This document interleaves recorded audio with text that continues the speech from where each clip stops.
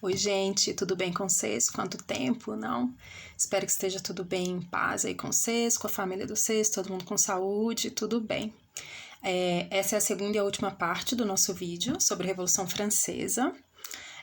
Então, a gente vai recordar algumas coisas que a gente já viu, sobre coisas que aconteceram lá no século XVIII, que parece que tem muito tempo, que não tem nada a ver com a gente hoje em dia, mas está colado aí com tudo, com milhares de coisas que acontecem, né, no nosso cotidiano. Então, a gente vai terminar, então, de ver quais foram as traições, tramóias, as cabeças rolando e o que aconteceu que influencia a nossa vida de hoje, certo? Então, vamos lá. Relembrando, então, quais foram as tretas, né, que aconteceram lá na França, para eles resolverem, para a galera resolver se revoltar, né, para o pau quebrar, lá no final do século XVIII. Primeiro período, né, gente? A gente está falando do finalzinho do século XVIII, de 1789 até 1799. O que estava rolando na França antes desse furdunço todo aí? Acontecia o antigo regime, né, que era o chamado governo absolutista, que vem da palavra absoluto. Nesse governo, o clero e a nobreza não pagavam impostos, e aí a maioria da população trabalhava, a grande maioria da população trabalhava, e essas classes privilegiadas, né, não faziam absolutamente nada, apenas viviam muito bem às custas da galera que trabalhava. O país estava super endividado, para piorar ainda teve uma grande onda de fome, então eles estavam num caos total, tava tiro, porrada e bomba. Hashtag lascou. E aí, o que eles fizeram? Tinha, então, uma crise fiscal, né? Não tinha como o Estado se manter daquele jeito, né? Até porque tinha uma galera que não fazia nada. Aí, o rei chamou uma assembleia, chamada Assembleia dos Estados Gerais, para discutir uma reforma fiscal. Nessa reforma, deu muito ruim, deu tudo errado.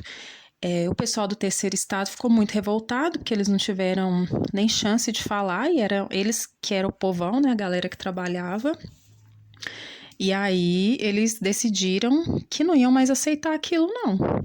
Saíram para as ruas, se revoltaram, quebraram tudo, e aí é o início da Revolução Francesa, que é o dia 14 de julho de 1789. Nesse dia, aconteceu a queda da Bastilha. O que era a Bastilha? Era uma antiga prisão, para onde o rei, que até então era o bonzão, que mandava, fazia, acontecia, ele mandava quem ele quisesse. Então, ele era uma prisão que era um símbolo do absolutismo.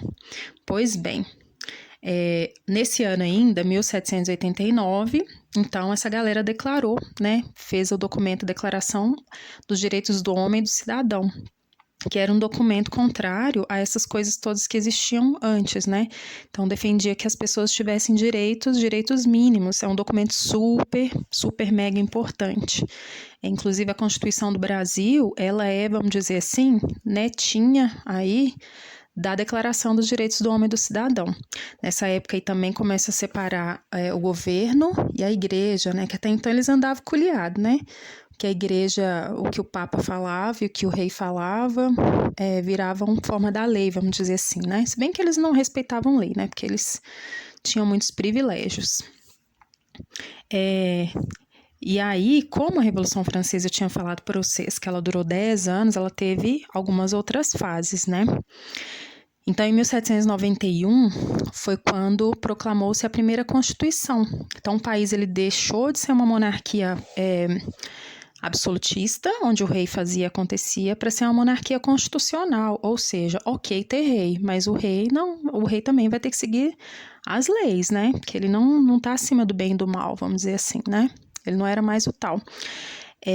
Nesse período aí, mais para frente, de 1792 até 1993, o pau quebra muito, mas quebra muito mesmo.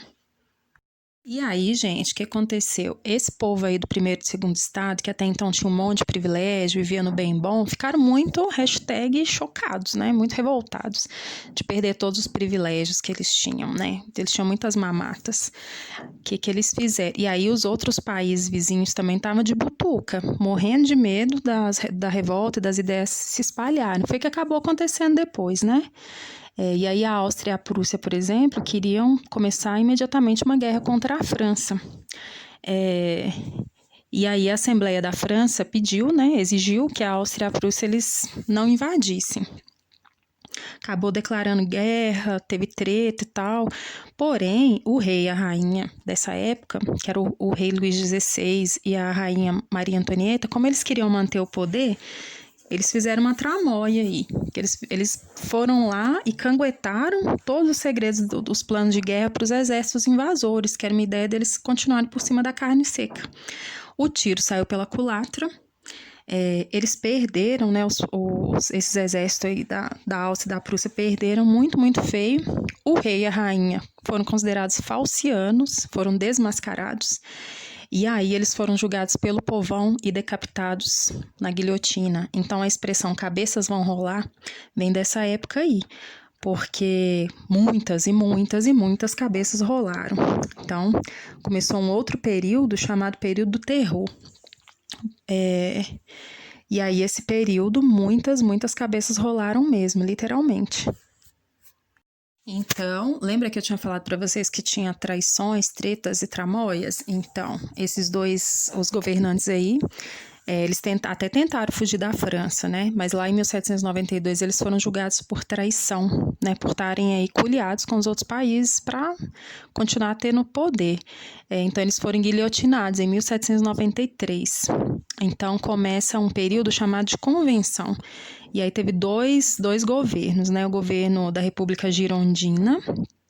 Girondina era a galera mais conservadora. Então, eles queriam algumas mudanças, mas também não precisava tantas coisas assim. Então, o povão até podia ter alguns direitozinhos, beleza, mas não precisava ter muito também, não. Era o mínimo assim, eles queriam direitos mínimos, né, alguns direitos civis, mas também não precisava de muita coisa, não. Então, primeiro foi essa República Girondina, e aí tinha um outro grupo, que eram os jacobinos, então, que foi um governo que veio depois, que era a galera chamada da esquerda, né, então os girondinos de direita, conservadores, e os jacobinos de esquerda. Essa noção de direita e esquerda a gente usa até hoje para entender as propostas políticas dos partidos, né, dos partidos políticos. A galera jacobina, ela já era mais sangue nos olhos mesmo, eles já queriam, assim, mudanças profundas, então era direito para geral, não era só para alguns ou direitos mais ou menos, era direito mesmo, direito para o povão, reformas profundas, queriam que todo mundo tivesse direito ao voto, então os girondinos e os jacobinos acabaram tretando bem feio. Só que lá em 1793, os girondinos, que era essa galera mais conservadora, acabaram perdendo poder. Os jacobinos fizeram uma nova constituição que finalmente deu direito ao voto para todas as pessoas. Antigamente só podia votar quem tinha determinado homens, né? E quem tinha determinada renda. Eles mudaram isso daí. Só que eles começaram um período que também foi chamado de período do terror, né? O líder dos jacobinos nessa época era um carinha chamado Robespierre. Então começou-se a perseguir todas as pessoas que eram contrárias, né? Contrárias à revolução. Então muitas cabeças rolaram, milhares de cabeças, né? Muita gente perdeu literalmente o pescoço na guilhotina. Então por isso que ficou conhecido como fase do terror. Eles acabaram perdendo muito apoio por conta disso, né? Eles eram considerados muito radicais, né? Esse grupo. Então, eles acabaram perdendo apoio popular. E aí, os jacobinos acabam perdendo esse apoio em 1794. O Robespierre, que era o líder então, acaba sendo traído pelos próprios colegas, também falcianos, né? Então, ele também, olha só, o feitiço vira contra o feiticeiro, vamos dizer assim, né? Ele também acaba sendo guilhotinado. Então, Robespierre também perde a cabeça.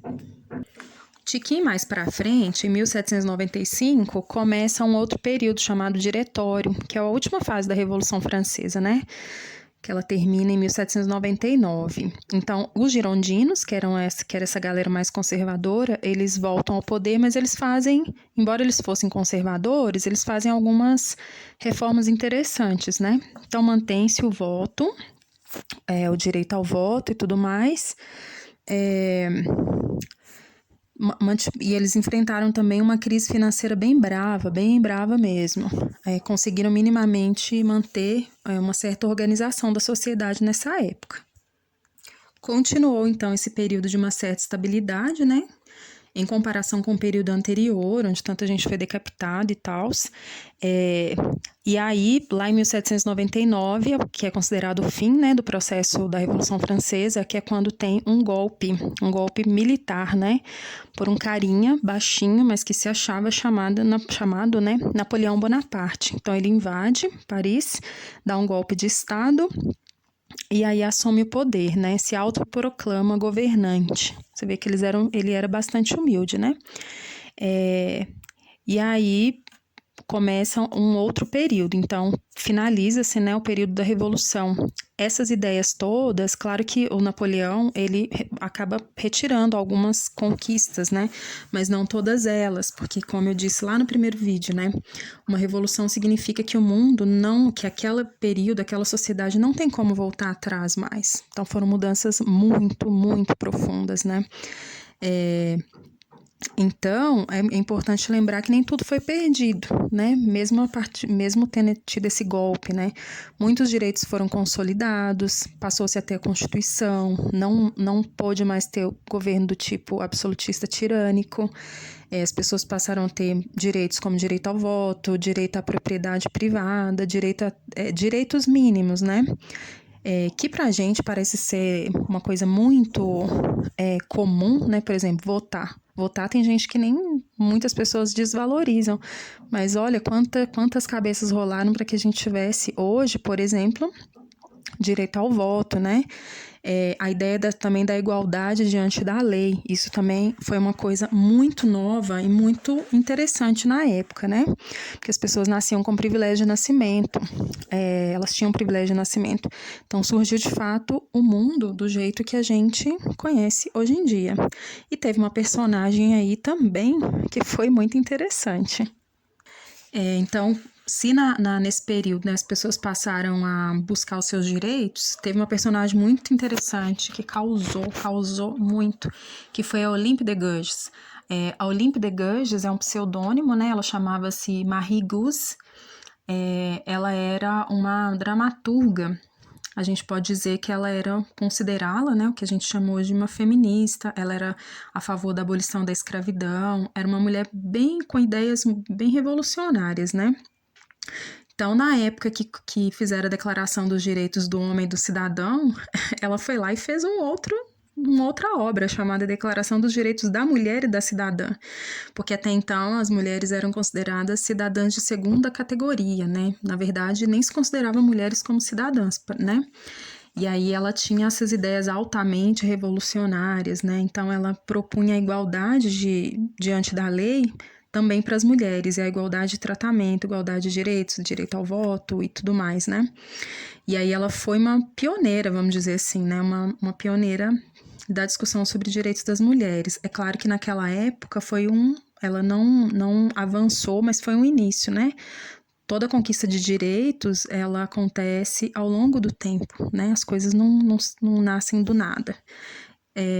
E aí ela acabou sendo guilhotinada, ela também perdeu a cabeça, literalmente. Mas cabe aí o destaque, né, para a gente pensar, né, nos direitos. A gente chama hoje de direitos civis, né, que é os direitos humanos, né, são um direito que ao contrário de que muita gente fala, bobagem, né, que direitos humanos é só para população que está em situação de cárcere, né, população prisional, não. Direitos humanos é a ideia de que uma vez que você nasce, que você é um ser humano, você tem direitos constituídos, né, direitos de nascimento. Então, a Olympe de Gouges foi uma pessoa defensora dos direitos humanos, com destaque para a igualdade entre homens e mulheres, certo? Então, terminamos por aqui. É isso aí, minha gente. Agora tem algumas atividades para vocês fazerem lá no Google Sala de Aula, postarem para mim.